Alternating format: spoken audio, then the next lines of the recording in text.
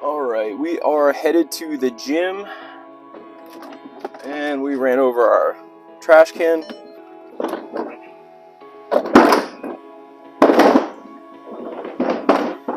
And we're off.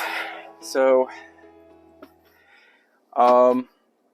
looks like ORCL has sold off big time after reporting earnings. And so we're going to break down ORCL today. We got to do some meal prepping. I think the big thing is, like, my first week back at the gym, we're not going to get into any lifting right now.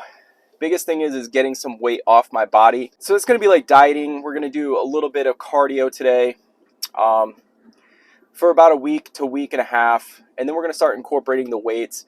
I just want to get in the routine of getting to the gym, eating right, just doing simple things first, not getting injured, and just baby steps until we get into a comfortable rhythm. We are back at the house and we're going to break down ORCL. Is this a company that we want to take a serious look at, maybe add to the watch list? And so we're going to kind of just dive into this company. I'll take you guys through my process. As we can see here, the stock is down nearly 12%. First thing I like to do is actually check out the sentiment on the stock. And we can see here that the stock's trading right around $100 a share. We have a low of $98 and a high of $150. So I think sentiment and valuation are starting to line up here. We take a quick look at the financials and we see that nice top line revenue growth. We see great margins within the company coming through on operating income very nicely. And the other thing we're seeing is actually they're buying back stock here, going from 4.2 billion shares outstanding to 2.7 billion shares outstanding. And when we bring it down to an earnings per share basis, overall trending in the right direction as well. So the story so far is top line revenue growth is going in the right direction. They're buying back stock. Margins seem to be very strong in the company, which then comes down to free cash flow. So we're looking through their quarterly report. We can see that most of their revenue is coming from cloud services and licensing support, which grew 12% year over year, and total revenues grew 5%. Now, a little bit of a red flag is while we're getting good top line revenue growth, we're seeing in that area that the expenses are actually starting to creep up here, going up 20%, from nearly 1.9 billion to roughly 2.3 billion. A big tick up in operating expenses on the cloud business. So we see earnings per share is growing here. They did 63 cents last year. They're doing 89 cents this year. And if we annualize those numbers out, so basically just saying that they can do roughly 90 cents a share for the next 4 quarters, you get $3.60 worth of earnings, and the stock's trading right around $100 a share divided by 3.6.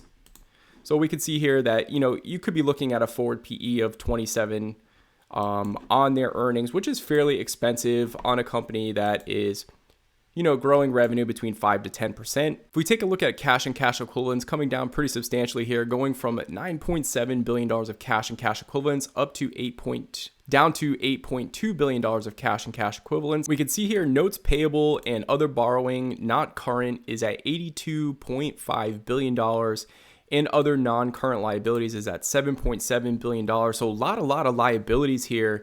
When we look at their cash versus their liabilities, not really ideal for what I'm personally looking for. I would say that this balance sheet is, if we think close to $90 billion of liabilities here, and this is a company that free cash flows pretty consistently between $9 to $10 billion. So a lot of debt, a lot of liability. When we look at how much cash this company has, how much cash flow they produce, I don't hate it, but I don't love it. It's really, I wouldn't say this is an A+ balance sheet. They do a good job getting return on invested capital. That's good to see. This is a company that has pretty strong margins across the board when we go down from gross margins all the way down to free cash flow margins. So very, very nice margins throughout their business. We look at stock analysis here. They're projecting them to do right around $5.66 in 2024 for earnings here.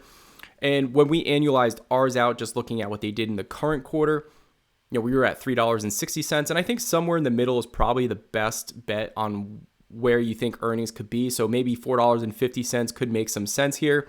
And they have them growing revenue right around 9% consistently for the next foreseeable future. And when we line that up with what Yahoo Finance has them projected to do for growth, very, very similar situation, which you normally don't get that actually. You normally get contrasting situations and you really have to dive into the report, but it seems pretty consistent. It seems pretty consistent that consensus is that this company is going to do high single digit revenue growth for an extended period of time. And I'm okay projecting that out because we have 2 analysts that are doing so. So I'm going to use 6 and 3% growth rates.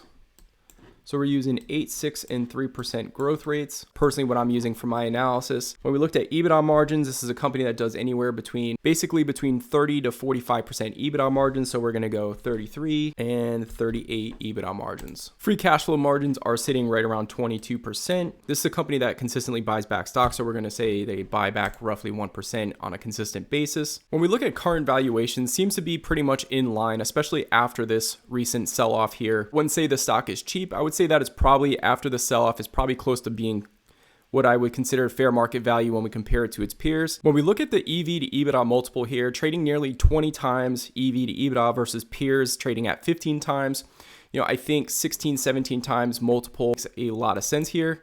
So how this works is when I look for a rate of return, that is what I need to buy the stock at. That's not saying what the stock is worth. That is just basically saying in order for me to get a 10% rate of return, I have to buy at a certain price in order to get a compounded rate of return. So the price that you're seeing is not saying what the stock is worth. It is basically saying what price I need to buy it at. So I have them doing 8%, 7%, and 5% over the next few years, which is undershooting what analyst expectations are by a few percentage points here. Basically, I think they can do $54 billion in top line revenue next year. And when you bring that down to free cash flow, that comes down close to $12 billion. We can see here that the story that I'm telling myself is that by 2032, they could be doing close to $20 billion of free cash flow and top line revenue pushing $90 billion. And with the growth rates that we're seeing out there and how fast that they're growing in a lot of the cloud services, could definitely be a possibility. So I think the story I'm telling myself is pretty good here. I think the story I'm giving is pretty solid. And when we bring that down to a 10% compounded rate of return, I need to be buying the stock right around $83 to $84 a share. Currently trading, as you guys can see, right around $100 a share. So another 15, 16% definitely could make this an interesting buy. Now, if I want to build some more safety and say that I want a 13 or 14% rate of return, I would need to be buying the stock closer to $65, $70 a share. But this is definitely an interesting company that I think can actually exceed growth rates. $75 to $85 a share is where I would be looking to average into this stock personally. So hopefully you guys enjoyed that. That was Oracle. Once again, the stock is at $101. And when we look at the 5-year chart here, is it a possibility that this company can reach those levels? And the answer is yes, because the 52-week low is sitting at $79. And we can see here that a few short years ago, it was trading as low as $61 a share. So this one could become interesting right around that $75 to $85 mark. As always, appreciate everybody's time. Hopefully you enjoyed that, and we will see you in the next one.